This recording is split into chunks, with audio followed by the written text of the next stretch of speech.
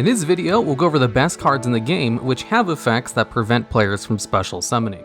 And at number 10, we have Knightmare Corruptor Iblee. While this card is on the field, its controller cannot special summon except link monsters. Now, this negative effect for yourself makes it seem like this card probably wouldn't be very useful, except it also has an effect where if this card you control is sent to the graveyard, you can special summon it to your opponent's side of the field in defense position. And it also has another effect where when it's normal summoned, you can special summon a link monster from your graveyard as long as it has an arrow that can point to this card, but its effects are negated and its attack is changed to 0.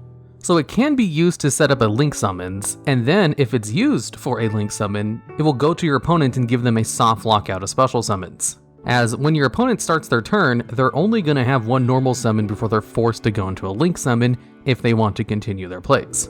Now, this card used to see play because it can be special summoned directly from the deck with Knightmare Mermaid, but then Knightmare Mermaid got banned because it could also special summon an Orcus monster from the deck. So Knightmare Corruptor Iblee rarely sees play anymore, but it used to be a pretty good combo piece that could put a soft lockdown on your opponent, which is why it only takes the number 10 spot. And at number 9, we have Barrier Statue of the Stormwinds. While this card is on the field, neither player can special summon monsters except for wind monsters. Now, there is a barrier statue for every single attribute except Divine, and they all basically have the same effect, except for their specific attribute. And these effects do overlap with each other, so if you have two barrier statues on the field, neither player can special summon any monsters. And one of the best barrier statues to play is usually the one that's of an attribute that's not popular at the moment.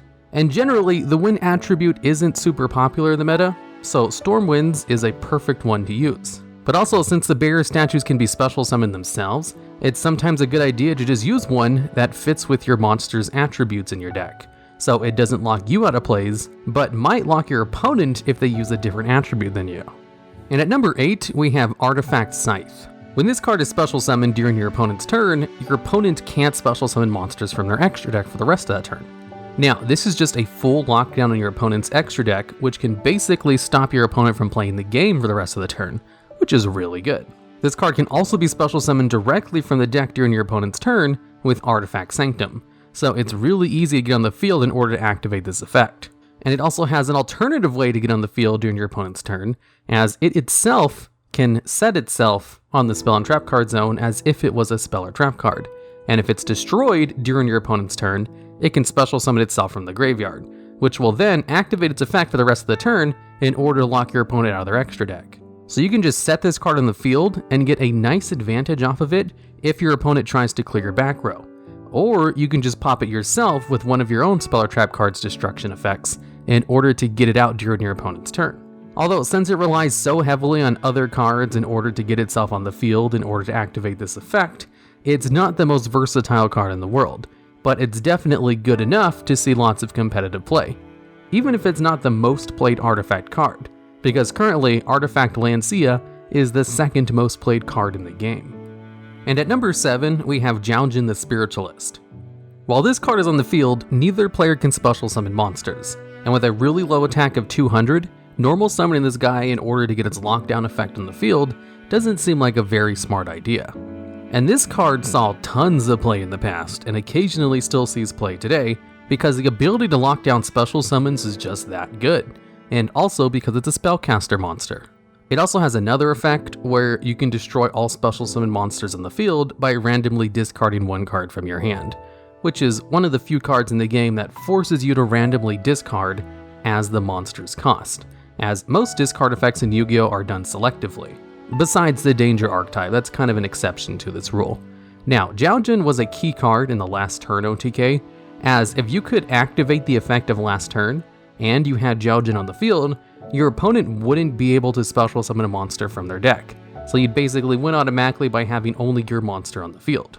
Since last turn basically has the effect where it sends all cards in the field in both players' hands to the graveyard, except your selected monster. Then it allowed your opponent to special summon any monster from their deck, and then whoever's monster was still alive at the end of the turn won the duel. So if you just had Jowgen out, your opponent wouldn't be able to special summon, and you'd automatically win, essentially. And when last turn got banned, Jowgen saw success again in Spellbook decks, with Spellbook of Judgment bringing it out during the end phase to lock your opponent out of special summoning, and it saw great success as this was really good against the Dragon Ruler decks that were running around at the same time. And even today, Jowgen still occasionally sees play in Spellbook decks and Grand Manju decks. And at number 6, we have Archlord Kristya. This is the strongest main deck monster, which has the effect to lock down players at a special summoning, and can be special summoned itself, as some of the other stronger cards with similar effects have restrictions on their ability to be special summoned. So if you have the ability to special summon any monster from your deck, Archlord Kristya is the best card to choose, because while on the field, neither player can special summon, but you also have a big 2800 attack beatstick that can get over pretty much anything your opponent will try to normal summon. And it also has an alternative summoning condition where if you have exactly 4 fairy monsters in your graveyard, you can special summon this card from your hand. Then you can add a fairy monster from your graveyard to your hand. And also, if this card would be sent to the graveyard, you can place it on top of your deck instead. There's a reason this card appeared on the ban list a couple of times throughout the years, but currently is unlimited, and it will occasionally see play in anti-meta decks because it's the biggest body which can prevent special summons. And at number 5, we have Fossil Dyna Pachycephalo. This is another card which prevents special summons, but doesn't have any restrictions on its ability to be special summoned. But it also has an additional effect, where if this card is flip face up, you can destroy all special summon monsters on the field. So in addition to its good lockdown effect, you can also choose to set this card face down in order to maybe destroy all of your opponent's special summon monsters, which is a good chance will be all of them. Although the effect is not really why this card sees play, it's definitely because it's one of the higher attack level 4 monsters with this kind of effect, as all of the barrier statues are kind of weak at 1000 attack each, and they don't lock out all special summons, while Fossil Dyna has a little bit better stats, but also restricts all special summons instead of just some of them, which is why this card regularly sees play throughout the years, because it's one of the easier to use cards that restrict special summons, that also has an additional good effect that's situationally useful. And at number 4, we have Vanity's Emptiness. This is a continuous trap card which only has the effect to prevent both players from special summoning monsters while it's face up. But it also has a negative effect, where if a card is sent from the deck or field to your graveyard, this card will destroy itself.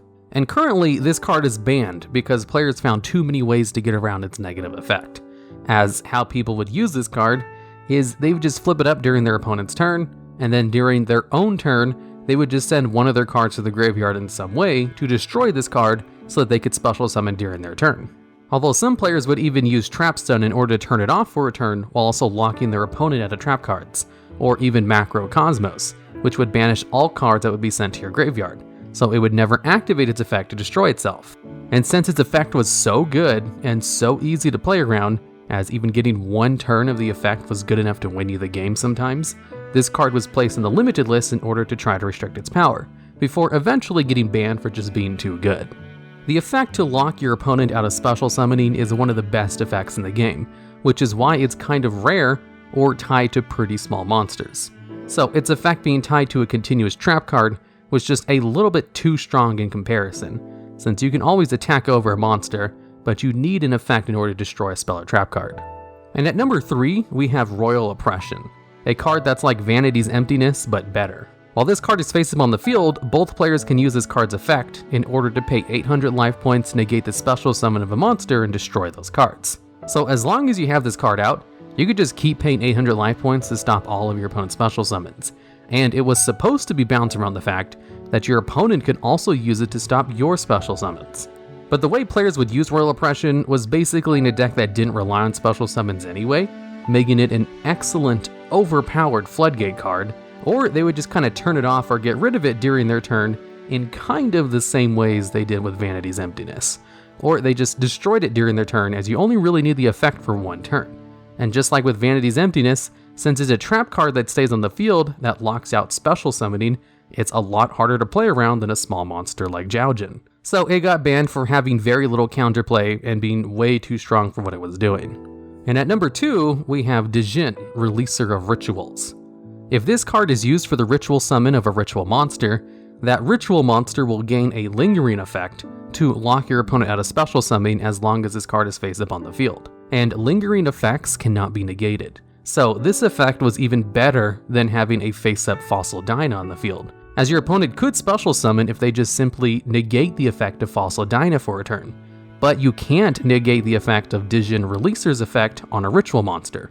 You'd have to either destroy it or flip it face down. This card could also be used for a ritual summon from your graveyard, and this became a big problem once Necron's decks came out. A deck that's all about going into ritual summons and was very good at it. As Necrons have a card called Necros of Colossus, which is a level 3 ritual monster that can discard itself from your hand in order to search out any of your Necron spell or trap cards. So usually you would just play 3 of them in all Necrons decks, as it was an excellent searcher, but it can also just be brought out normally with a ritual summon using Djinn Releaser from the graveyard. And since Colossus has 2300 defense, it was kind of hard to get rid of without special summoning. Especially since Colossus also had a spell speed 2 effect to reduce the attack of a special summon monster to 0. So it could protect itself from anything your opponent might have had on the field already before it came out and locked your opponent out of special summons. So it was really hard for your opponent to actually get rid of Colossus without being able to special summon. And that's why Djinn Releaser Rituals got banned, because before it wasn't really doing anything since there wasn't really a good ritual deck.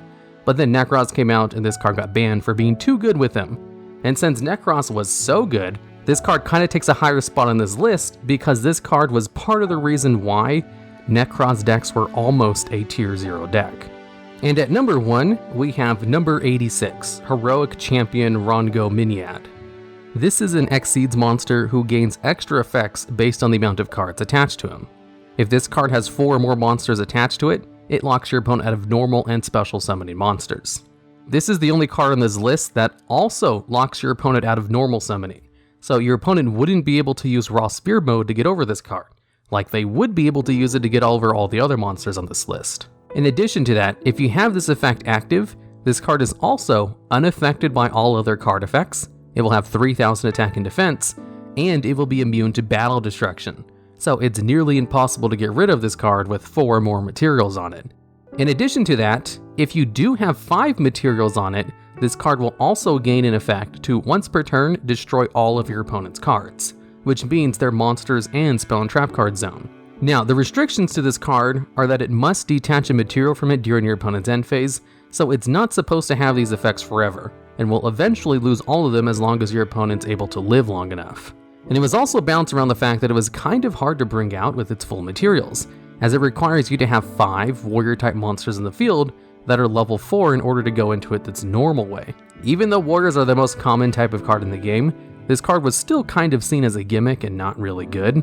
That was until Gossip Shadow came out. Number 75, Bamboozling Gossip Shadow, is a generic rank 3 monster that can be brought out with 2 or more level 3 monsters as materials, and it has the effect where it can attach itself and all of its materials to just another one of your number Exceeds monsters. So if you bring out Gossip Shadow with its minimum materials, it will allow you to add 3 Exceeds materials to Rhongo. So if you bring out Rhongo with its minimum requirements of 2 monsters, you can get 5 materials on it right there. And since one of the meta decks with Goki, a deck which could special summon warrior type monsters of various levels really easily, they were able to bring out number 86 Heroic Champion pretty easily and consistently thanks to Gossip Shadow, in addition to a couple of other cards to just have a full lockdown on your opponent, where they literally couldn't do anything about it. So this card got banned once that strategy became popular, since it was a little bit too easy to pull off and almost impossible to counterplay against, since it basically shuts down anything that your opponent might be able to do to get rid of it, while being immune to card effects. Which is why this is the number 1 card which can prevent special summons, because it was kind of broken at stopping everything. Alright, and that's the end of the list. If you think I missed any other cards that can prevent special summons, or have ideas for future videos just like this one, I'd love to hear about them down in the comments. And did you know, only 31.5% of people who watch these videos are subscribed? So if you like the video, maybe you should subscribe.